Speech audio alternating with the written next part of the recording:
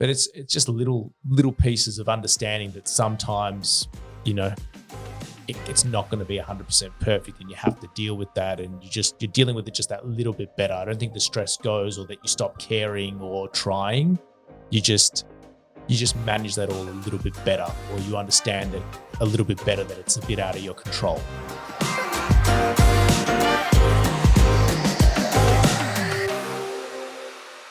Welcome to episode 10 of Site to Studio, episode 10 now.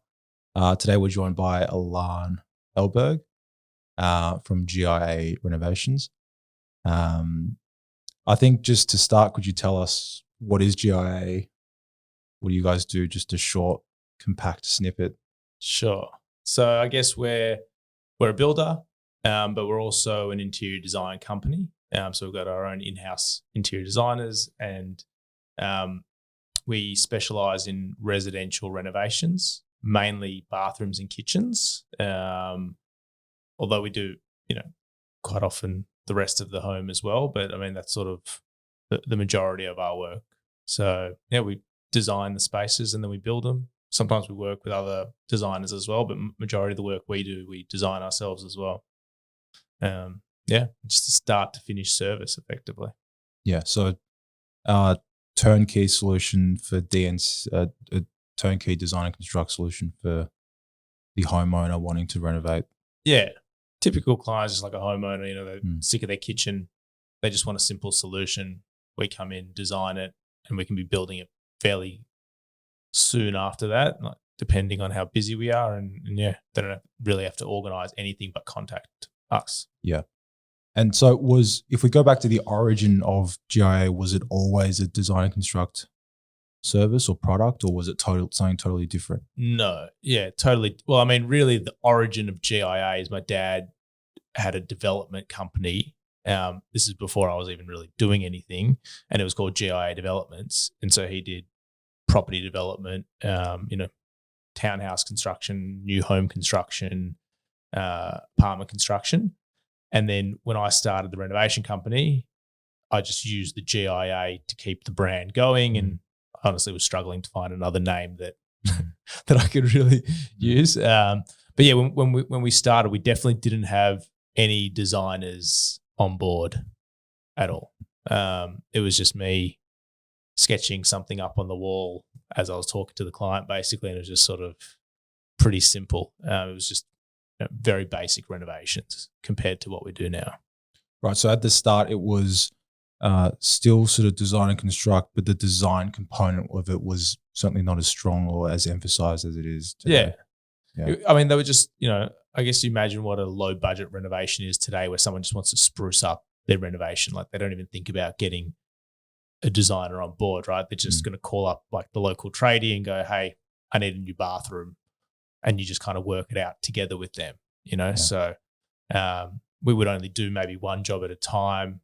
I'd be there pretty much every day overseeing things that are happening, talking with the trades, and we just kind of work it out as we went, So it was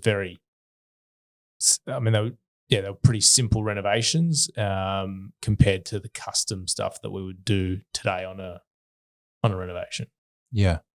So fast forward today, could you just describe what the product is and what that customer journey looks like? Don't mind me. I'm just going to go adjust something on the computer. Sure. So I like to call the product the red carpet service of renovating. So, a customer will inquire with us about wanting to have a renovation. Someone from the design team basically goes out to see them and just discuss, what they're looking to have done. Provide them with a quote for the work.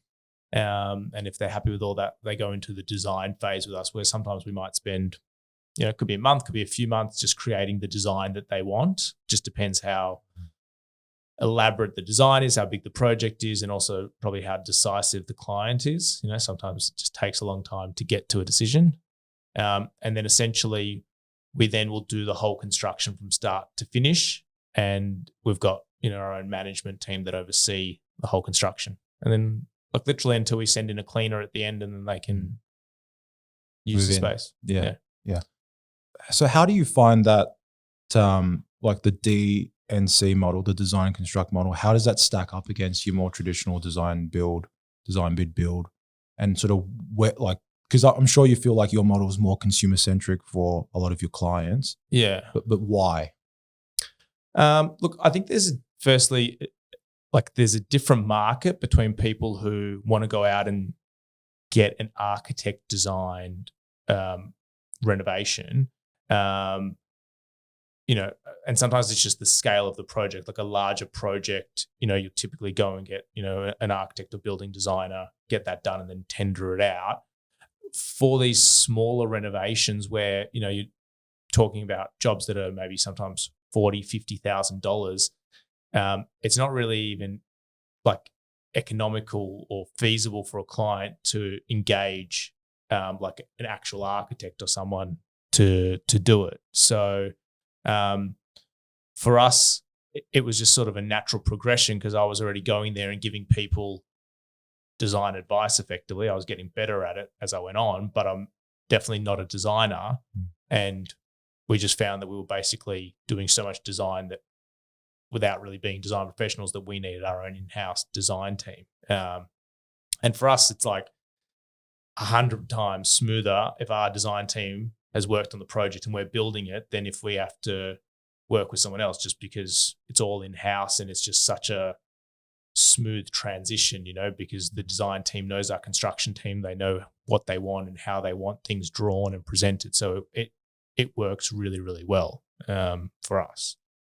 Well, I mean, from a architectural joiner perspective, I mean, that's something that I think about a lot is even if you do design and construct that's rather elaborate, you can almost create products that you can scale and create systems around.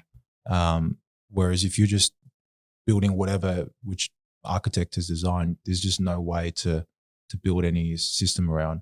And so, I mean, with architectural joiners, I mean, how many cabinet makers are there doing high-end architectural joinery doing more than $6 million a year or something? It's just not a scalable product.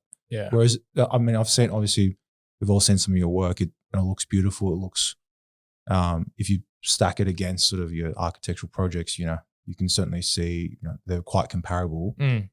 But you've created something that I'm guessing is a lot more scalable and you can create systems around because you have that in-house design team. Yeah.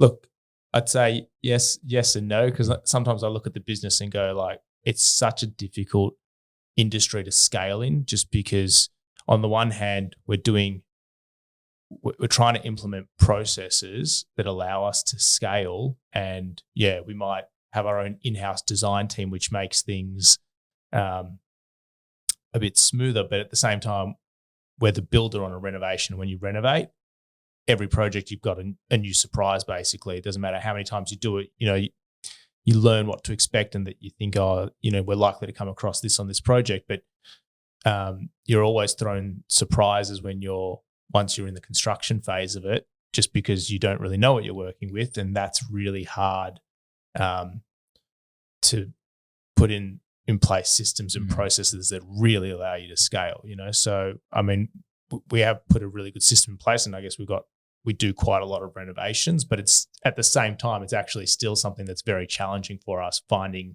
ways to improve on our processes because of that. Right. Can we just go a little bit into what those pain points are? Like, is it people? Is it is it HR? Is it the sort of unpredictable elements from site to site? What is it like? Yeah, I think one is unpredictable elements from site to site. We can, firstly, most of the projects that we're doing, they're on fairly short time frames. Like, for example, a stock standard bathroom renovation. I shouldn't call it stock standard because they're still pretty elaborate, but like a standard bathroom renovation, we try and start and finish within 5 weeks, the whole construction. So that's it's a long time, but it's not a long time, right? When you think about most construction projects. So we've got work happening every single day. And essentially, we should be able to schedule out that entire job before we even start.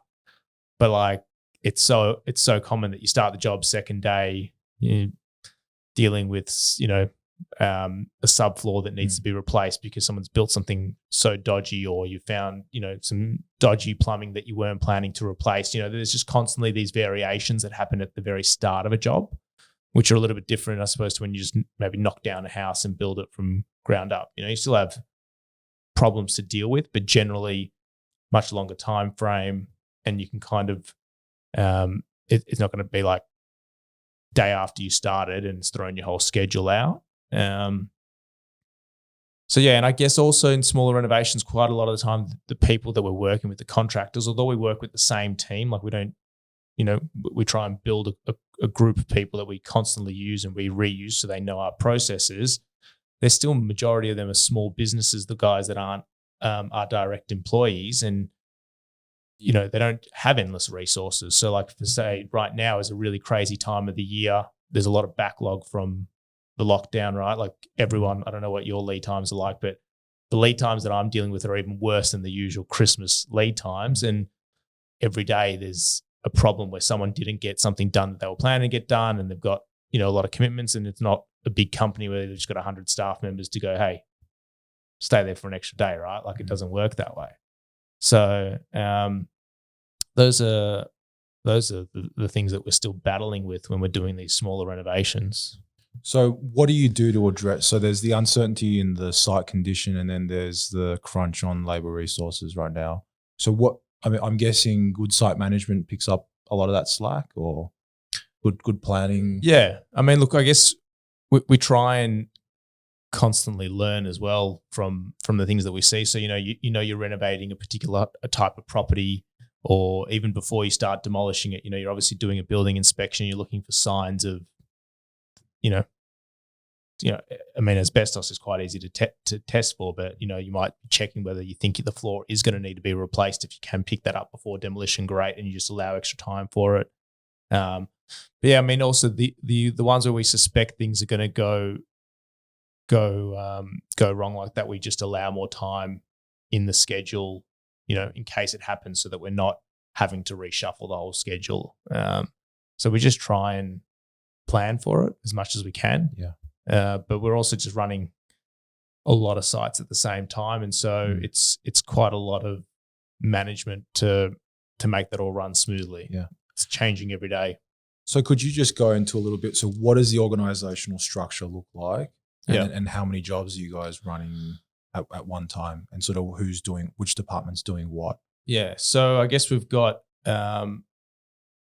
typically we start 2 renovations per week on average. And we usually end up running about 20 to 25 jobs at a time at different stages. There's obviously myself. We've got a design team, which has got 3 interior designers and 1 technical draftsman. So they're just detailing all of our plans so they're absolutely perfect. And then the 3 interior designers, I suppose, are, going out to see clients, bringing in. Do the interior designers double as sales people as well? Yeah. They obviously when you go out to see someone for the first time, you're effectively a salesperson. Once they go with you, and they want you to do the job, then you can do the fun design stuff with them. But they're responsible for a lot of the customer experience and the customer in the design phase, definitely. Yeah, right, in that initial phase. Yeah, okay. Exactly. They sell us as a company. They have to go there and say, I mean, we're definitely not the cheapest. We provide a premium service with what we do. So they need to be the ones that, explain to people like, what are you getting by working with GIA that's different to if I just called up the plumber in the newspaper and they're going to give me a price for the renovation, because it would be very different to what our price is going to be. And, they need to build that rapport with that client, and the client wants them to be the designer that's going to, work with them on this project. So that's the design team. And then we've got the construction team, which has got two site supervisors and an operations manager and a construction manager. So the site supervisors are allocated to jobs and they oversee all the jobs and talk to the clients throughout the project. The operations manager sort of doing a whole lot of everything, helping the site supervisors, organising before we start the job, helping with ordering throughout the job, and helping with trades, just doing a whole bunch of things, and a construction manager overseeing and assisting the group, with anything they need, whether it's, there's a lot of queries that might come up during renovations as to like what's the best way to tackle this particular scenario, and just making sure that the workmanship is to the standard that we want. Right. So 20, 25 jobs at once, starting to a week with yourself. And then under you, there's the design team and construction team. Design team is three designers. And a technical draftsman, so four of them. Yeah. 4 of them. And then on the construction team, you have 2 site supervisors, a construction manager and an operations manager. Yeah. So one particular area that I sort of want to focus in is what's that collaboration between the design and construction look like? How do you take it from design to construction? How do they inform each other and how do they work together? Because I think that's extremely crucial. Well, I mean, like firstly, as a company, we try to have a very, just we're a close-knit team. So it's not separate by any means, either besides the fact that they're sitting in 2 separate rooms next to each other. But, everyone's very close. They all talk and they communicate just openly throughout the job. So there's a lot of communication in general.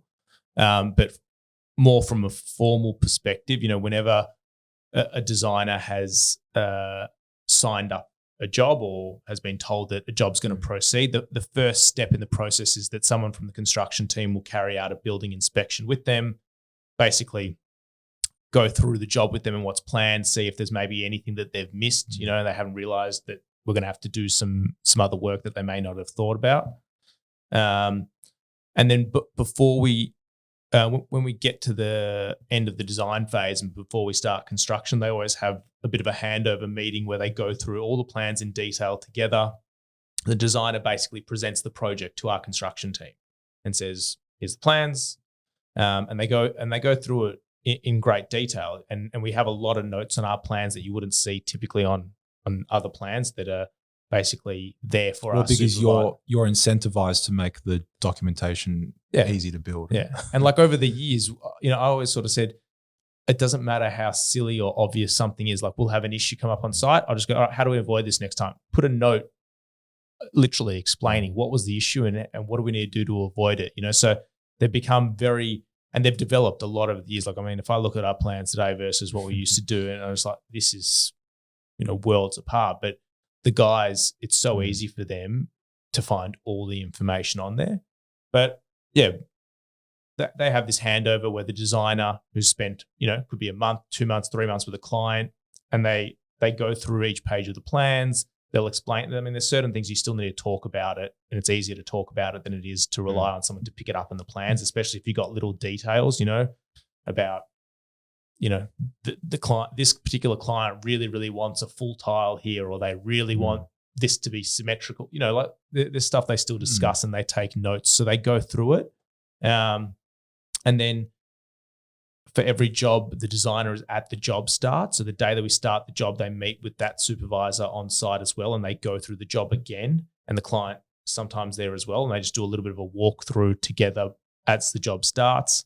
And then the designer will also come out at various stages throughout the job, and they'll just have a look at the progress. They might see something and go, oh, maybe you need to adjust this a little bit. Or so what that sounds like is if we think about a Venn diagram, just a lot of overlap and over communication between the two teams. Yeah. And shared learning. Yeah. And that's how you mitigate the risks of things going wrong, and especially over time, develop that system around how they work together. Yeah. So, I mean, we just try and have open lines of communication. I can tell you now, like, between the amount of work that we're doing, how busy we are, like, there's always still little things that might come up. And I don't know, I guess you're speaking to people in construction. I don't think anyone's going to tell you that, construction happens without problems and mistakes, So not a single day. Yeah. So we just try and reduce that and work together so that, we have minimal issues to deal with, I guess.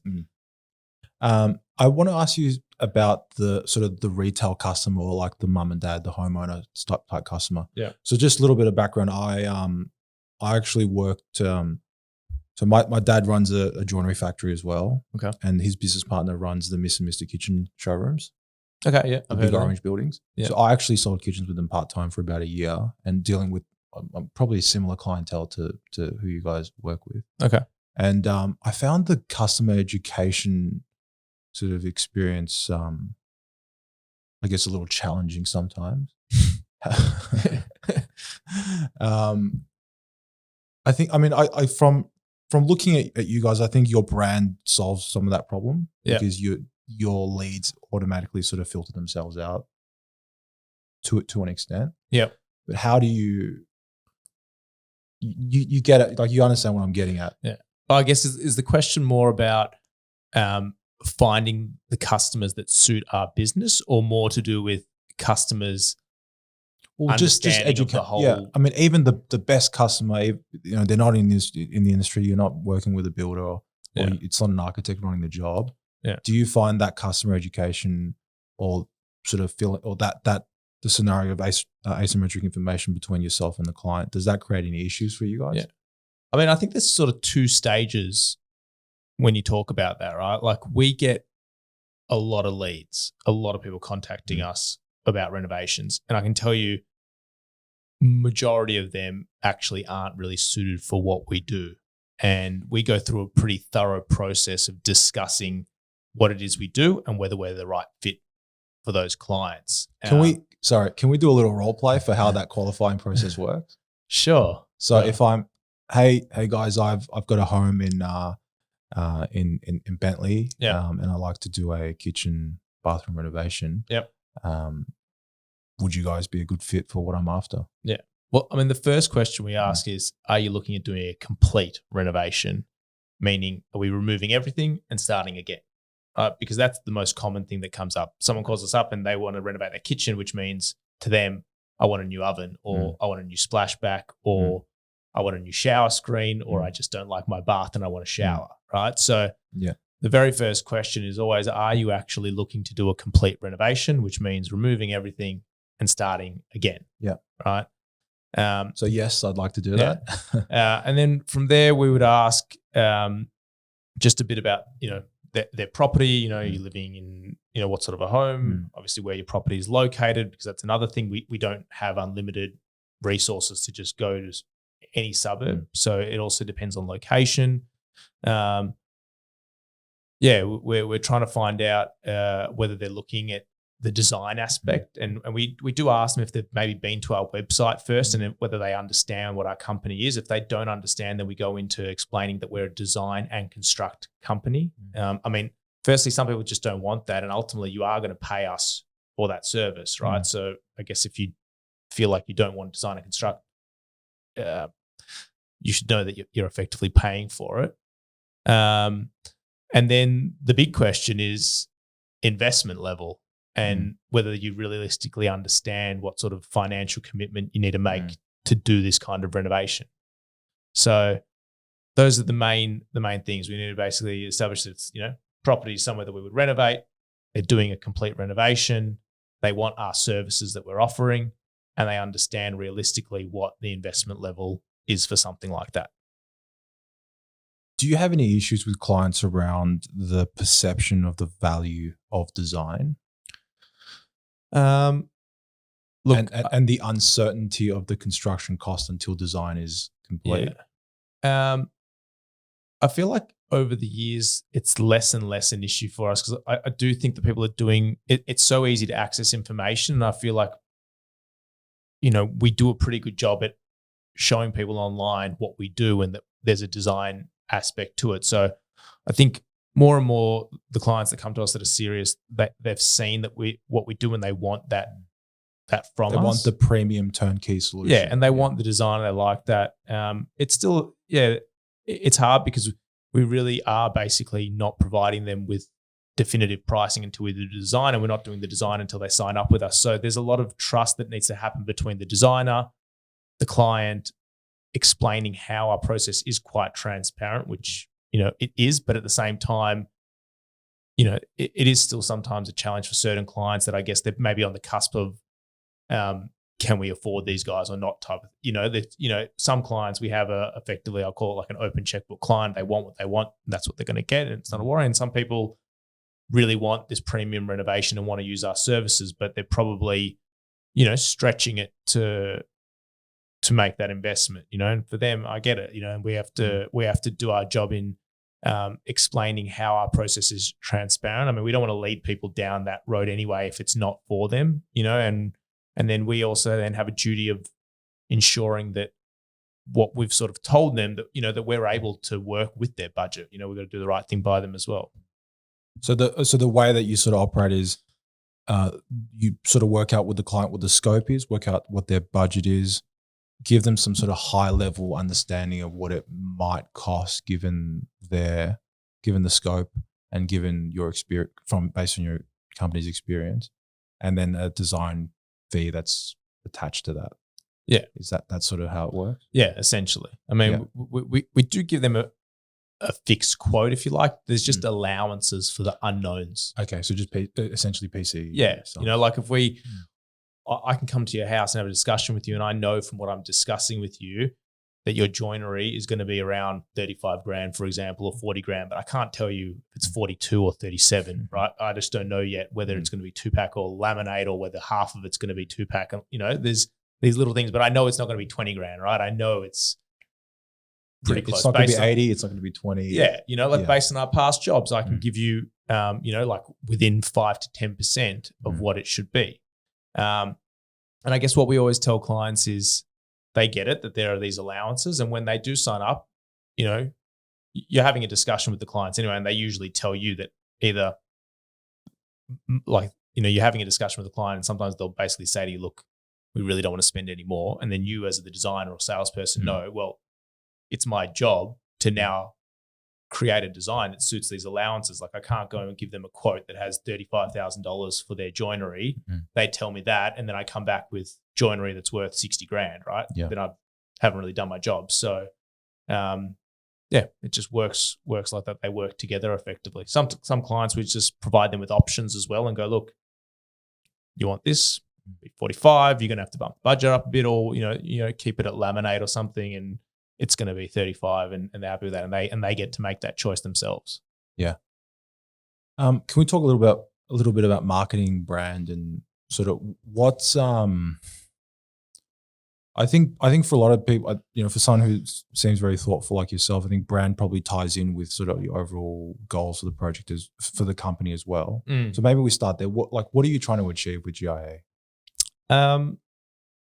Look, I guess when it originally started, I always was around construction, literally my entire life. That's what my parents did. They were developers, and I was always around construction sites, and I kind of living amongst it could quite easally see how a lot of people get let down in residential. It's just not that organized in a lot of parts of it. You're dealing, like I said earlier, with smaller companies, contractors, and there's a lot of guys out there that are just not very professional, and they don't do things the right way. So for me, I thought, when we started the business, I wasn't necessarily, my father taught me a fair bit. He had the technical background in construction, and I was more maybe entrepreneurial and from a business perspective, just wanting to create a really good business that provided a really good service. So for me, it was just, here's our service, which is renovations. Typically, it's pretty hard to get a good renovation service because you're going to get mucked around in construction. Our branding and our whole pitch is that we're basically giving you renovation, but at a really high level service. Like you don't have nothing to worry about. So it's all just been built around, professionalism. When a customer looks at anything that we present, it should really look like there's nothing to worry about. They know what they're doing, and they're very professional in the way that they handle these situations. And yeah, I think it's really important actually to clients when you think about it, like their homes, like what other asset do you have that's more important to you than your home? And you're letting people into your home to renovate. Quite often you're living in your home. Most of our clients live in the home while we're there. Do you really just want random people turning your house upside down and creating a mess? So it's, that's what it's based around. And where do you have like a long-term vision, or like do you have like an overarching goal for what you want GIA to be, like where you want it to go? Look, yes and no. I feel like it sort of evolves over time anyway. Like I don't really have an end goal or limit that I see on it. I like to just constantly be trying to improve and grow. Sometimes that's not necessarily growing the company and making it larger. Sometimes we're, going through a really busy period and there's a lot of bumpy things that we need to deal with to make things operate smoother. So I'm working on making things smoother. Sometimes it feels like the right time to grow and maybe, take on more employees so we can take on more work, so then we look at that. I like that we're focused on that residential renovation space, doing kitchens and bathrooms, and that I guess we're known for doing home renovations and doing them well. So at the moment, like on the one hand, I was thinking like it would be nice to maybe do some incredible new builds that are custom and this and that, but I also like being really good at what you do and being known for that. So at the moment, I don't really have any goals besides always improving our service, improving, in the space that we're in, and just slowly growing organically. We're opening up a new showroom, which will, be a bit of growth for us. So, just evolves as I go. Right. I mean, it's it does seem sort of interesting to me just as an outside observer. I mean, there's a reason why the professionalism or the scale is lesser in the smaller renovation sort of space. But why don't you want to take your talents to sort of more traditional architectural construction? Yeah.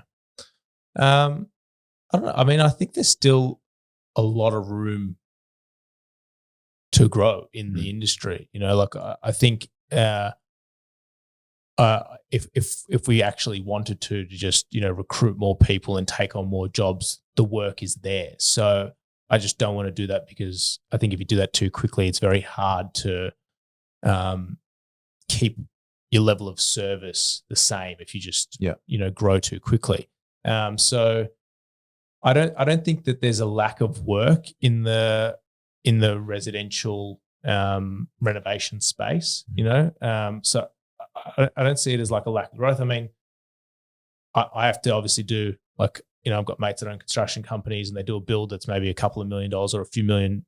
Like, I mean, that's obviously a lot of bathrooms, right? So I got to do a lot of bathrooms and kitchens to equate to that kind of number, but it is different. It's quicker. The margins are different. Like cash flow. Yeah. It's a very different, it's a very different model, but I think there's just as much room there, to grow. Maybe not as big as, you obviously got guys doing commercial construction, and like you're not gonna. I don't think, I shouldn't say you won't, but it'd be very difficult to establish a renovation company turning over $100 million or something, right? You'd be doing a lot of renovations. What's the maths on that? Jeez, I was just I mean, look, to be fair though, like there's like, I think they went under. Maybe it was Zesta Kitchens or some, the ones that were like the really big kitchen reno ones. I mean, they were more like cabinet retailers rather than builders like I am. But, they grew pretty substantial businesses that were across every single state. So the work's there. Bit of a selfish question for myself. I started my business 2 years ago, cabinet making business, and over time employed more and more people. What does that team building journey look like for you in GIA? So where did you start? Obviously, it was just you. You were on site every day. You were doing the design, and then what was the first step? And then did you bring on 5 carpenters and realize, well, I don't want them? And then like what did that look like? I mean, I'll tell you how I did it. I don't necessarily think that I do it. I think people have probably done it in better ways than I have, because I think I'm a little bit old school in terms of just, I don't think there's wrong with wanting to work hard, but I think you also have to work smart. And I probably only hired essentially when I actually absolutely had to, when I was at the point where I actually couldn't keep up. And I don't know that that's really the best way to do things. I think it's better to probably plan and go, all right, I'll sacrifice a bit of money now, for example, and I'll get another person to help me, and then I can focus on the business and etc. But like, for example, our first employee happened, I said to you that when we started, I was just essentially the designer, right? And I don't know, you probably know this because you're in the joinery space. Like when I was going and seeing bathroom clients, originally we only did bathroom renovations, not kitchen renovations, right? When you're doing a bathroom, although bathrooms are very technical spaces to design, I learned a lot through renovating and just seeing it happen. And I think I got a pretty good understanding of being able to help people with their designs for bathrooms, right? Like spatially. I don't want to say that I'm a really amazing designer in terms of picking colors. I mean, just like layouts and stuff like that. You know, and I had enough knowledge to help clients that didn't want these super high-end renovations for bathrooms back then. But then more people were asking us that they also wanted their kitchen. You know, like doing a bathroom for someone like, oh, do you do kitchens? Well, why not? Yeah, well, I mean, we renovate anything that's residential really, or just start off in bathrooms. So as we grew, that started happening more often, right? And I had I still do work with this same cabinet maker now. He's a great cabinet maker, and I essentially would basically like sell a kitchen renovation without the design. You know, I would just, yes, we're going to give you a kitchen and it's going to be worth whatever it is. And it was the cabinet maker that effectively was doing the design with our clients, because I definitely didn't have any knowledge then about really how to design a kitchen for a client.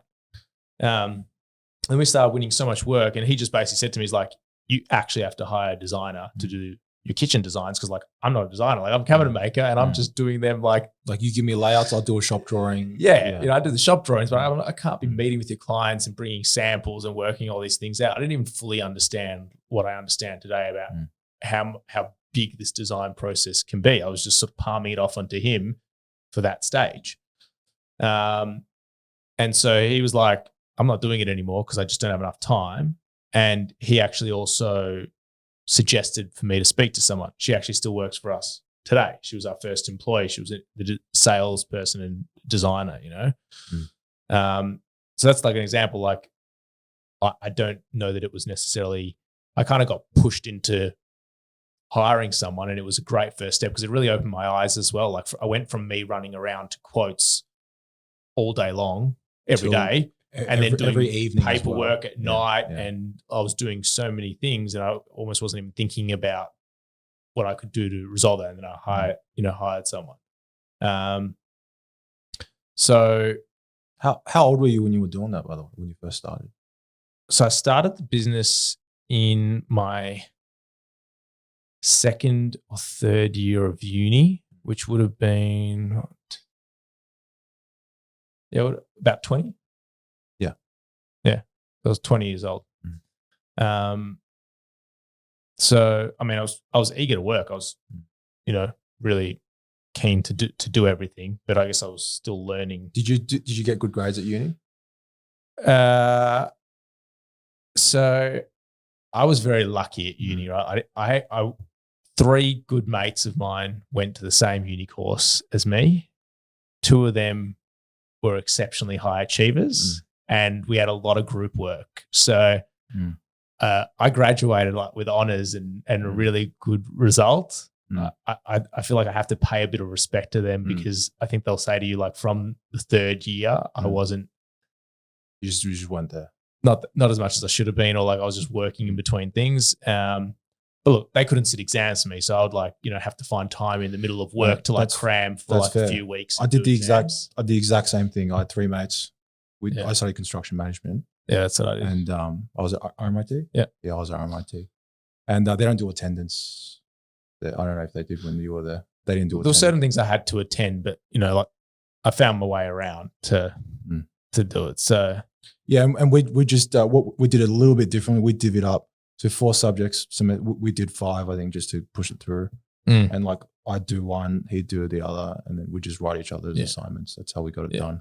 Well, we worked together for most things, and I guess I still brought something to the table because at that time, my dad now, he's a business partner effectively and works full time in this business. It's very busy, but back then I was doing like 1 bathroom a month or every 2 months, right? Not enough for him for his living, right? So he still was doing what he used to do, which was building and developing. So I had all these sites that I could go to and I could speak to him. So the other guys in the group had no construction background or anyone. So I guess on the one hand, I was still pretty useful because I had construction sites, like people trying to learn things from a textbook. I'd get something, I just literally go sit down with my dad and like go, oh, we're talking about subfloors today or precast, like what do you know? And like, or he'd take me somewhere and we'd like have a conversation about it there. So still brought something to the table, but yeah. Huge advantage. I mean, same with my dad. I mean, he's not a builder, but he's a stonemason and a cabinet maker.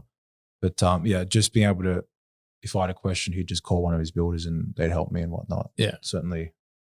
How good is it having dads that can help? Huh? Yeah. Beautiful. No, he's been a big help. So what does he do? Can I guess what he does in the business? Yeah, sure. He goes from site to site and he makes sure that everything looks all right. Yeah. That's what he should do in a perfect role. Mm-hmm. But he's also just the guy that does everything, So some days he's a labourer, some days he's a delivery driver. Yeah. He'll go and check in with things. I mean, he honestly just does whatever needs to get done to make sure we get everything over the line. I mean, he literally was we're super busy at the moment and we just do not have enough carpenters. We just can't get enough carpenters with the amount of work that we have. And I mean, he's a carpenter. That's his background.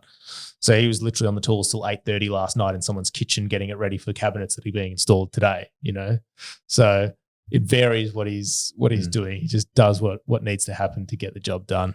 That's a beautiful thing. That makes my heart smile because my dad helps me a lot as well. Yeah. I'm a bit younger than you, so I'm still in that very early stage and it's a huge help. Yeah. What are you, so back onto team building. Yeah. What are your thoughts around culture, and is that something that you focus on a lot and think about a lot? Yeah. I think it's really important. I think it's really, really important. So what does it mean to you? Look, I think it's really important for everyone just to enjoy coming to work, and also, especially in our industry, sometimes it's just not it's not like you're running a Google head office where you got ping pong tables and stuff, like it's sort of like it's sort of an old school industry as well, right? And it's a very stressful industry. And because we also have that design and construction, like we've got like a design team, like if you've got, say, an architect's office, right?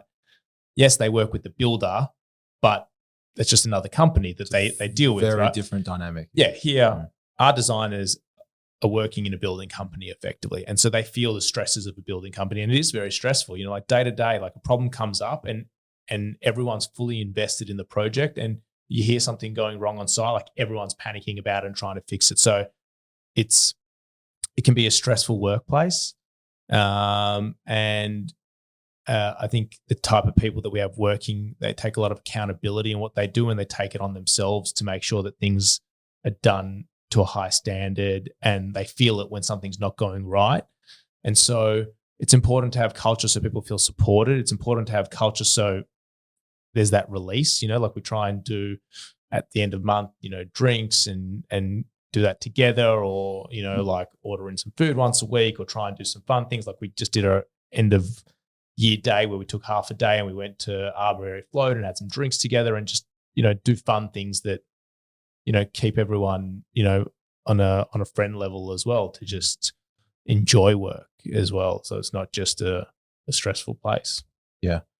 Something that I think about a lot with my guys is, what am I doing for them? Like, what are their long-term goals, and what are we helping them achieve?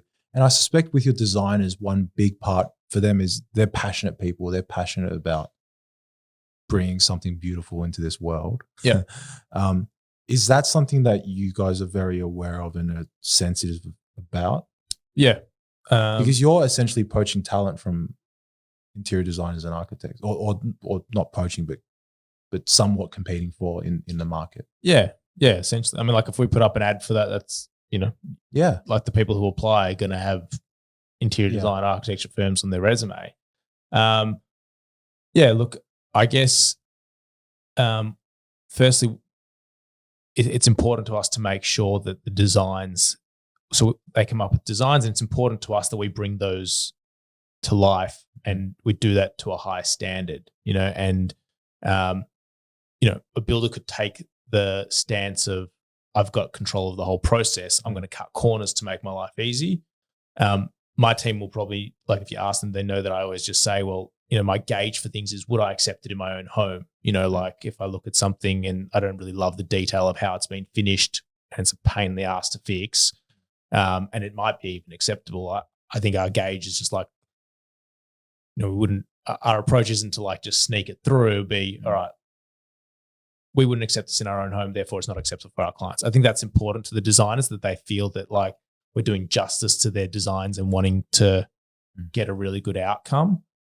Like I feel like that's almost more important than the drinks and sort of building that relationship, because that's like a fundamental level of respect for what they're trying to create. Yeah.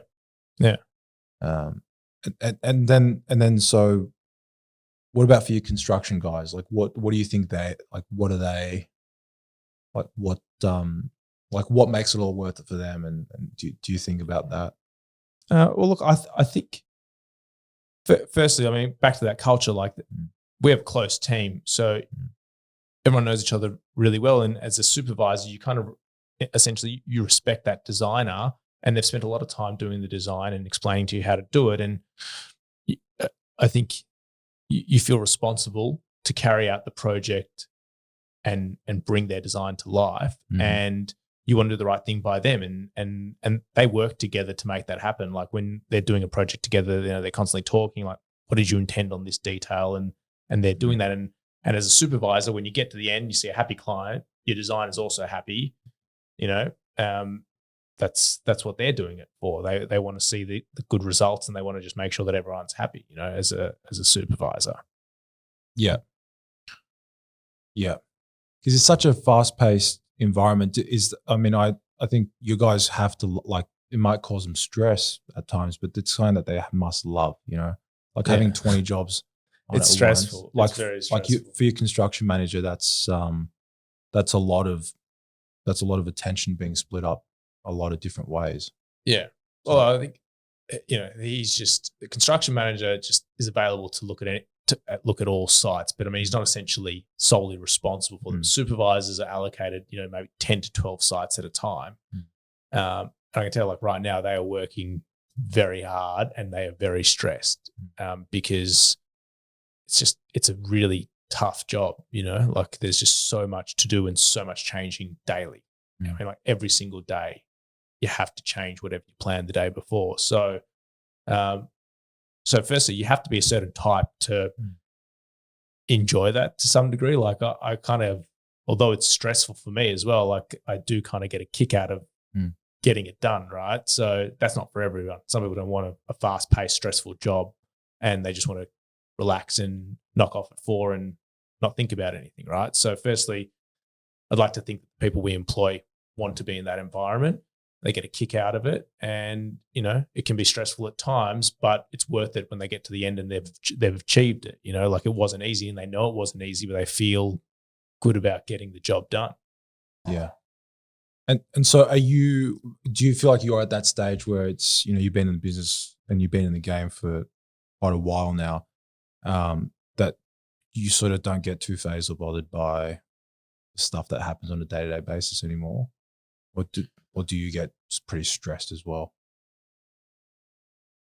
It's a hard one to answer. So I'm a lot better than I was when you were 20 years old. Yeah. I can tell you then, like, things would come up, and I mean, like, think back on it now, and I'm like doing one job a month or something compared to what we do now. And something would happen and I was heartbroken, like it was like the stress that I would go through back then. And I was so worried that we were going to disappoint a customer, or, I was like screaming at trades that they had to be there at night and on Sunday in a nice way. I had very good relationships with trades, but like I would literally, just do absolutely anything to not let down a client because it just stressed me out so much.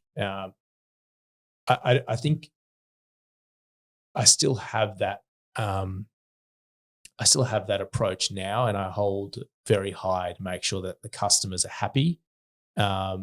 And I think we go above and beyond to try and achieve that.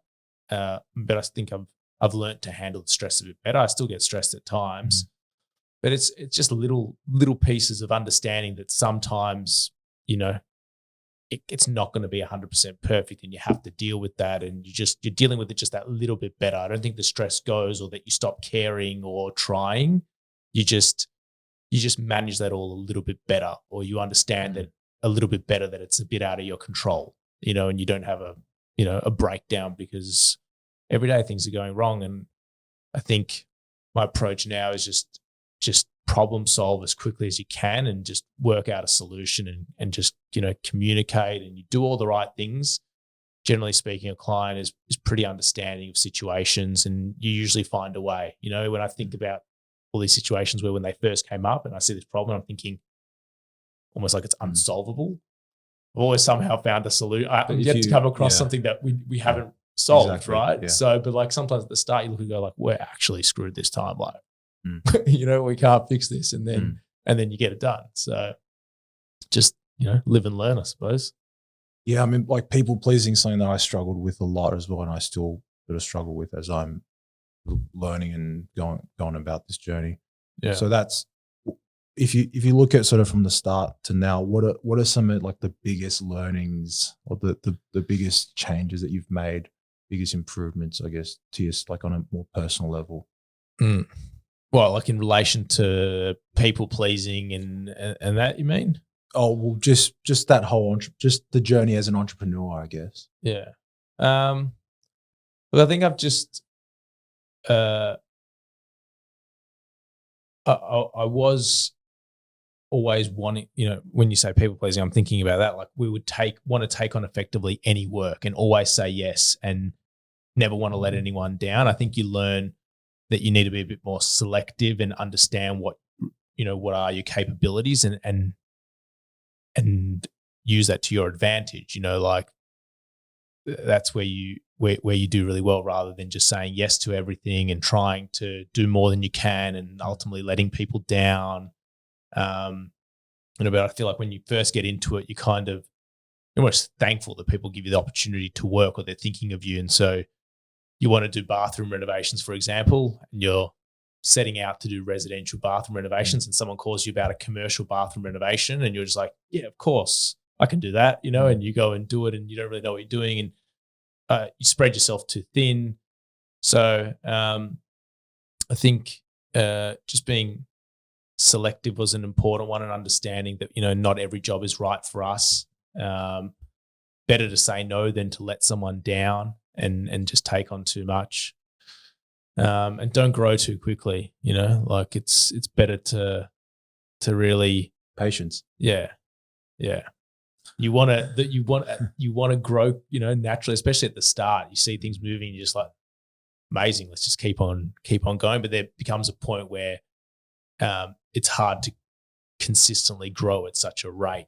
Like it's really hard to adapt that quickly and adapt a whole business, especially when it's not you anymore. Like, I don't know if you experienced it, but maybe when you're, doing things in the early days and it was just you're always going to maybe care that little bit more, or think about things a little bit more, or happy to work 24 hours a day if you need to. But like, you can't expect staff to work at night and Saturday, Sunday. Like, I've got amazing staff and I'm very thankful for them, and I think they're unbelievable. But fair enough that they don't sit there every single night, Monday to Friday and Saturday and Sunday, answering emails like I might do if I need to, or doing stuff, right? So as you scale and you have more people, they're not 10 business owners or 20 business owners. Like, they're still a business owner, and the responsibility falls on your head, and they're, employees, hopefully really, really good employees that support you. But it becomes harder to just keep going at the same rate, because you start to deal with more people that'll do different things with different capabilities. Yeah. What were there any specific challenges with sort of going from 2 employees to 4 employees to 8 employees? Were there any challenges or big hurdles along that journey? Yeah, I mean, just the process of going from those, like just finding those people in itself was the really big hurdle at first. Like, it's such a specific industry. It is, like from every aspect, like you try and get design people, and for example, someone who's an awesome interior designer or awesome architect who've been working at an interior design firm or architecture firm, like they're walking into a different world when they come to us. Like, they've never gone out to sell a job. like an interior designer that sat in an office with 25 designers around a table looking at mood boards and then going off on a massive project is very different to a designer going out on their own to someone's house and talking to mum and dad about their new kitchen, for example. And then the amount of times we were hiring people on the construction side and we're getting people who have worked on big projects or new builds, again, like custom renovations, high-paced custom renovations with these smaller jobs and doing a lot of them, really hard to find people that are right for that and want to do that. So, firstly, actually finding the people. Secondly, culture is really important, but it's something you got to fight for, and it's hard to maintain good culture in a highly stressful industry. So it's something that's important to me, but at times there are difficult times. Like you've got a designer panicking about something and a site supervisor panicking about something because they've maybe made an error or promised something that they can't do. And so you're managing a lot of feelings and emotions. People are getting pretty stressed in a workplace together. That's pretty difficult. And the more people you have and the more different personalities you've got, more things happen. It's like you're throwing all these people in with a lot of stressful situations. Like there's not always going to be just smiling days. Like sometimes there's some pretty difficult situations and something else, another thing that you have to deal with. Yeah. So your role in that is to, number one, steer the ship sort of on a macro level, make sure that the culture is going in the right direction, and also sort of be that bridge between whether it's interpersonal conflict or when someone is behaving in a way that is not aligned with that macro direction for the culture. Yeah. And your job is to make sure that. Yeah. I mean, look, I think anything like that would generally come through me just because I provide a lot of support to the design team and a lot of support to the construction team. So although they speak to each other, I am there in the middle of it as well. And you're I deep see in the operational day-to-day. And especially if there's something that's an issue, it's going to come past me pretty quickly. So I guess especially if it's an issue that design and construction are struggling to resolve together, it's going to come through me because one of them is going to basically say, Illan, design did this or construction did this and it's not okay type of thing, and so I can see that something's happening. And I guess I'm aware that those things happen and that some situations are just difficult and that people are dealing with these emotions. And so, it's important to me to make sure that I resolve them in the right way so that we've got good culture and just can keep moving forward. Would you have any advice because there's a lot of sort of kitchen, bathroom, reno guys out there. Do you have any advice? Like I've got a great mate of mine who actually was one of the guys I went to uni with. Right. And he's a kitchen bathroom builder now. Okay. Competitor. He's going to crush you, man. This is podcast, but you can't let him hear any of the secrets. Yeah, I'll block him. I'll block his IP. And so we talk a lot about sort of business development for his company and sort of how he should be positioning his product and whatnot. Yeah. Do you have any advice for guys like that? Like, what should they be thinking about? Or I guess you could say, I'll offer a design service, but that's a pretty hard thing to just.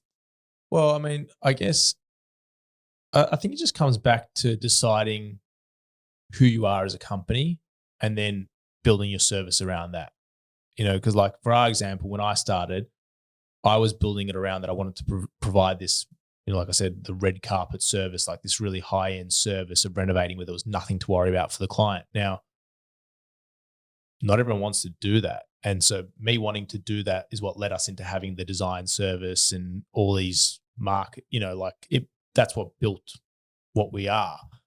Someone else might, for example, only want to do kitchen renovations or only want to do the kitchen cabinets in a kitchen renovation, and they might want to approach it more as a tradie, for example. They might not have dreams of having 5 salespeople in a team, and then they're not going to go down that road. So I think at the core, it all starts with like, what is your service offering?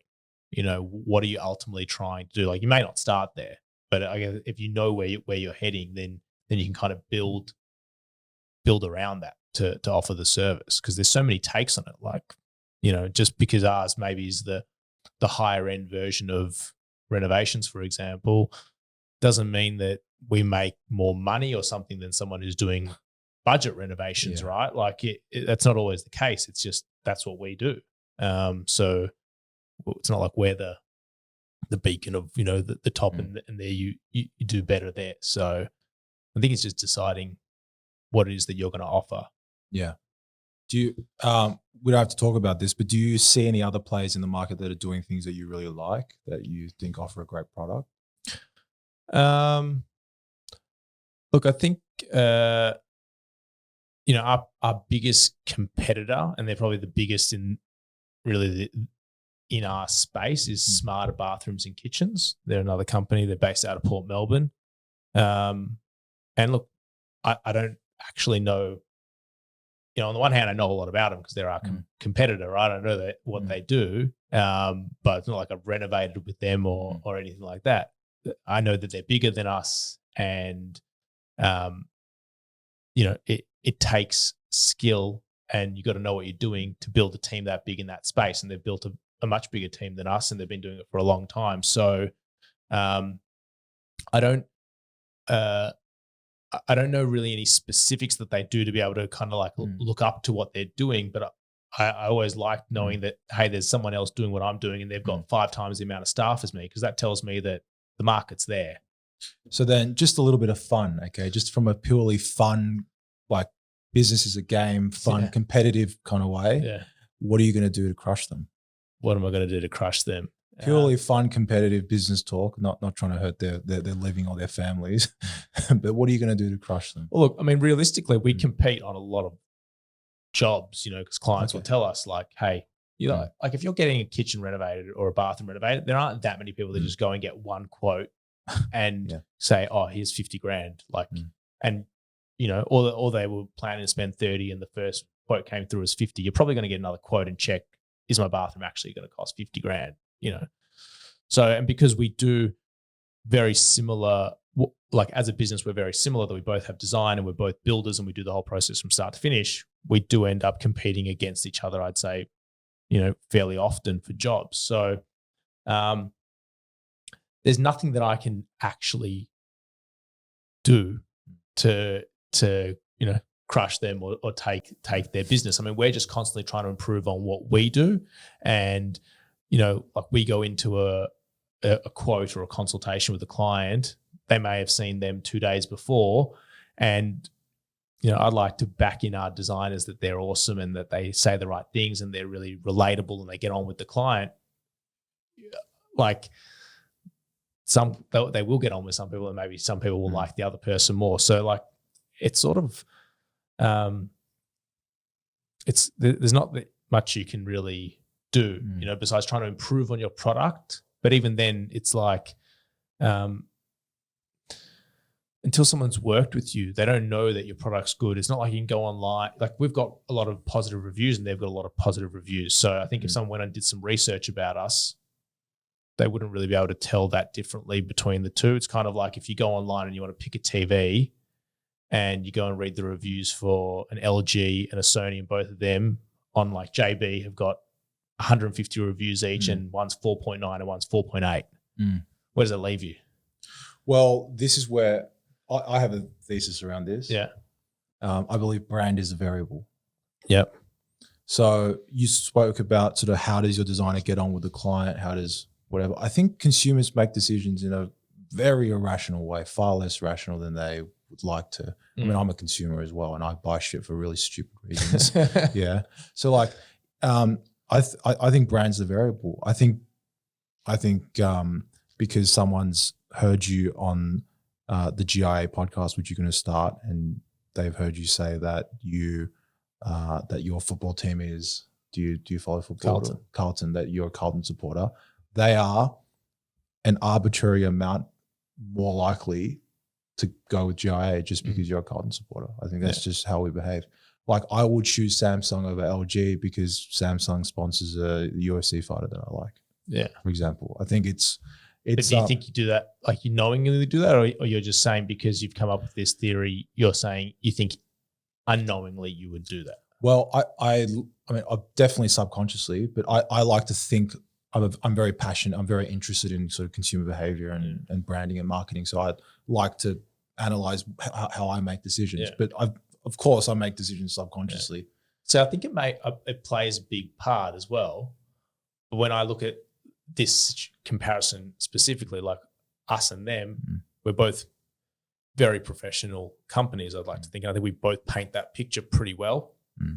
And that's important through your marketing. Whereas if like your local tradie that's just in the back of the newspaper, like they're obviously not painting that picture as well as we are. So so I would argue that becomes the baseline. So let's just assume that their product and your product are the same. Right. So if you're both the same, if the quality of your product is 80 or say 90, then that becomes 0 because that's the baseline. And then any little bit above that gives you the edge. Yeah. Like that becomes like as much love and as much work you've put into your product so that it's not just like any other newspaper rather from Reno. Yeah. Unfortunately, in this competitive environment, it becomes homogenous. And I think in our space particularly, like a big factor is going to be price, right? Because there's a lot of variables in what we do. So I think that the price is a big thing because like going back to the TVs, right? If they're the same spec TV and they're top tier brands, you know, like Sony and LG, for example, or Sony and Samsung, their pricing should be fairly comparable, right? Like they're all pretty competitive. When it comes to renovating or just building in general, I mean, you probably know this from maybe submitting tenders or stuff. You might have, you know, put in a quote to do joinery for a new build and you're being told you've lost a job over 30 grand or something. And you're thinking like, that's a lot of money. Like how? And maybe the other guy's losing money, you know, they just haven't costed it correctly, right? Every job gets costed separately. And I'm sure some jobs we screw up and we potentially just under allow, like when you're quoting that many jobs and sometimes you over allow. So although we're quoting the same job, I'm guessing quite a lot of the time our pricing is actually pretty different because we just see it differently. You know, maybe we're both quoting a job in the CBD, which is a pain in the ass to work in, you know, Mate, but we do it and we, you know, we might go, oh, all right, we're going to allow this much because all the guys have to do parking and it's going to take extra time and this, you know, but maybe they've got a different formula for that. Like maybe they're just like saying, all right, well, we're working off a 50% margin if we're in the CBD because we don't want those jobs, you know, for example. So I think price when you start, especially because these things are such expensive things. And if a consumer sees like, am I saying 45 grand or 35 grand, that makes a big difference. Price is one of the things. I think that we market pretty well that we do custom stuff. And I think as you get the company bigger and bigger, people might think that there's less ability to customize. Well, I think like just the market that you're operating, it's just hard to access the type of custom stuff that you guys might offer. Like just looking at some of the kitchens you guys have done, a client would really struggle to go to 5 cabinet makers and get a quote for that kitchen, especially if they don't have a design in hand. Yeah. And how do they even get that design? Like how do they even get something detailed up like that? Yeah. And it'd be so hard to get an architectural cabinet maker to look at a series of inspirational pictures and a rough description of what the space is and offer a price or even be bothered looking at it. Yeah. So I think that's definitely a huge selling point. Yeah. Like it's not just that you do custom, it's that you give access to custom. Yeah. I never really thought about that. I would have thought that I think some cabinet makers probably try and offer that level of custom, but they can't really do it the way that we do it just because look, I guess also the consumer probably just doesn't really understand remember the difference in that, you know, because they're just not educated at a retail level necessarily at what the difference is and what they're getting. I think it's hard. I think there are cabinet makers like, Liol, Touchwood offer a great design and construct service. He's actually done a job for us a while ago. He's a good cabinet maker. But he puts a lot of effort and love and passion into that design. and he has designers working for him as well. And he's a super nerd when it comes to engineering and cabinet making and stuff. So like, I remember being in the showroom and showing me all of his gadgets and different things that he had custom built. 3D printer and shit like that. Yeah, really passionate about it. Yeah, but that's a pretty specialized, in my opinion, it's a pretty specialized kind of niche product as well. Yeah. So I would still contend that you guys give access to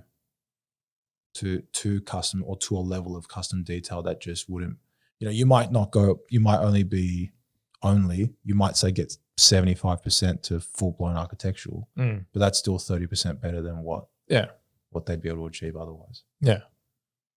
Does that make sense? Yeah, no, it does. Was there anything else that you wanted to talk about, or obviously you got a new showroom opening, and yeah, I mean, what's the thought process behind that? I mean, like, firstly, we've outgrown our place where we are now. We've been there for quite a while, and we just literally, we don't have any more office space. So technically, like, unless we tell people to just work from home and we hire them, which isn't a whole lot of fun, we can't really get more people, and our showroom's just small. And I think it was always, an ambition of mine to get into that area. Like, we're building our own brand new building on High Street in Armidale. So it's a nice spot. It's our building. We're building it from scratch for us. So it was just, also a goal of mine to create this amazing workplace for our staff to go to and for our clients to use. Because, at the moment we've got this small showroom that's split between showroom and office on a single floor. And now we've got a 3-story building that's got showroom, selection areas, and offices. So it's pretty epic place. So you're building like a commercial, like an office building, essentially. We knocked down a building and started from scratch and built a 3-story building. Right. And it's all ours. That's pretty cool. Yeah. Where's it at right now? Well, hopefully the staff are going to be starting there in Jan. So wrapping up. Shit. Yeah. Nice. We started it like almost 2 years ago now. And then COVID happened, and there was just a few delays relating with that and just with the build in general. So what was meant to be a 12-month project has almost become a 24-month project. But I guess because we're building it for ourselves and we've got we're busy doing other things, it hasn't always been at the very top of the priority list. Like, we do have a workplace to work from, and our priority is getting stuff done for our customers. And this last part, just because some of the stuff we're doing there is just so complicated and custom. I saw that reception. Yeah. I saw it. Yeah. With the inlays and stuff. Yeah, I saw that. I think our stonemason wanted to kill us. So I saw his story. I follow him as well. I saw that. Yeah. So he spent a lot of time creating that reception. And then, like, even the desk that goes behind that is curved, and like was there inlay leather in there as well, or did I remember wrong? No leather. No leather. I don't think there is.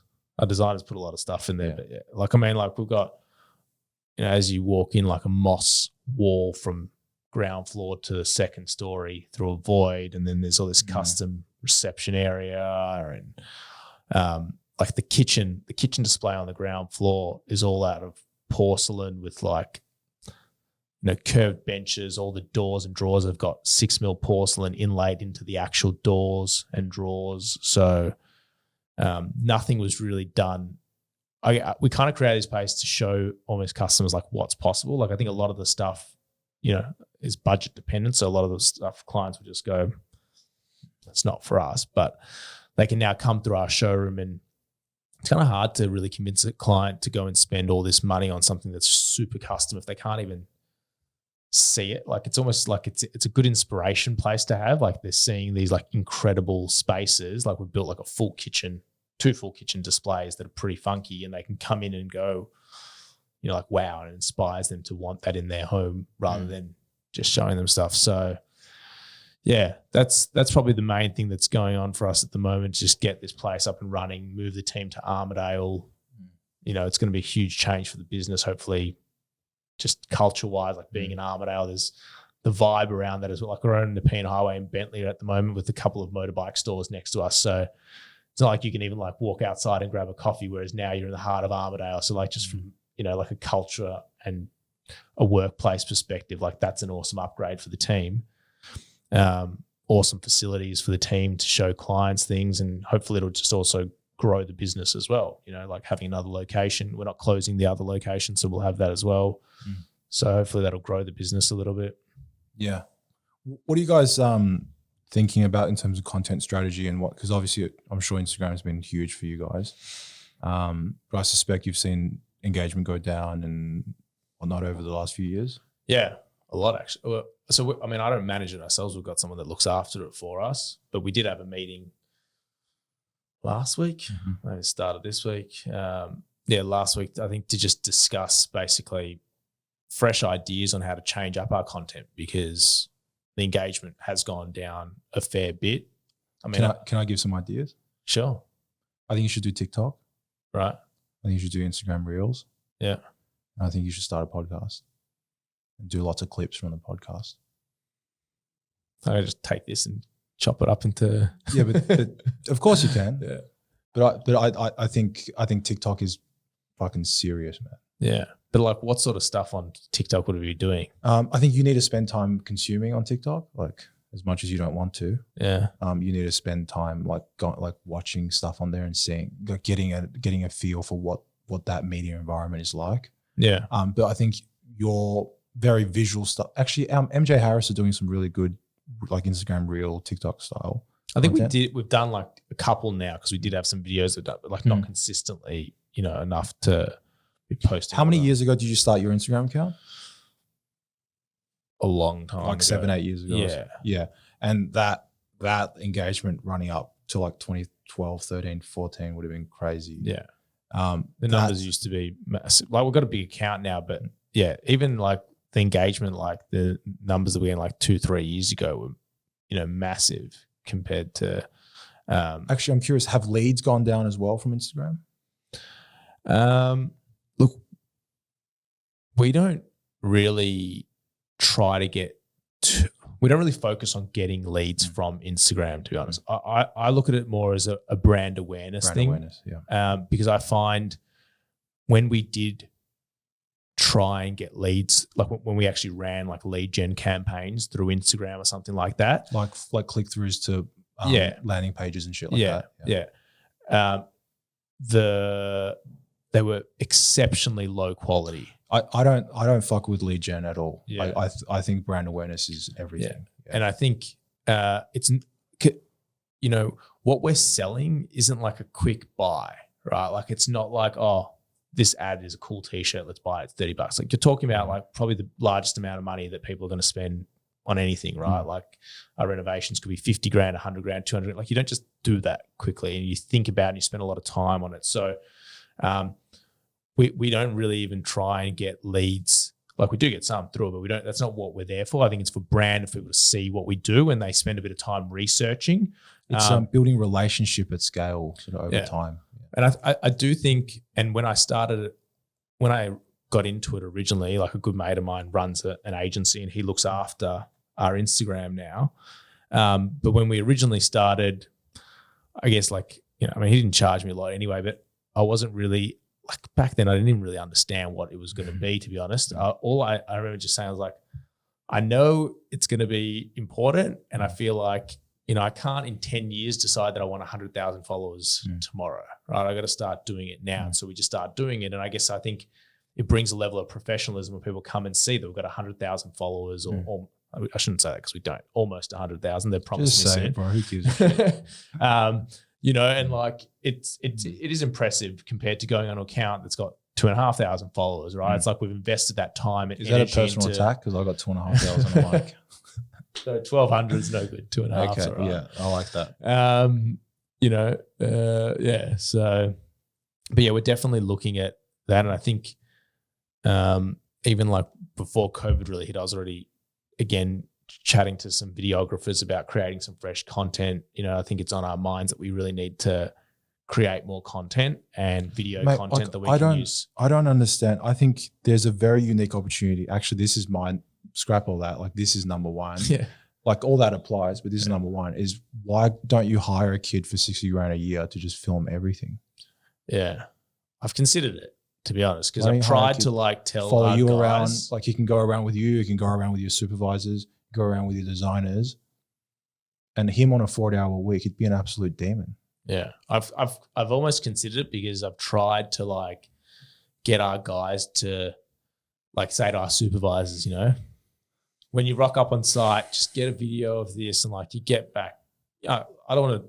It's not their job, so I'm not speaking badly of them. But I send through some garbage sometimes, right? Like it's like a dirty site. Call them out. Who is it? Is it Mitch or is it? Yeah, they're fine.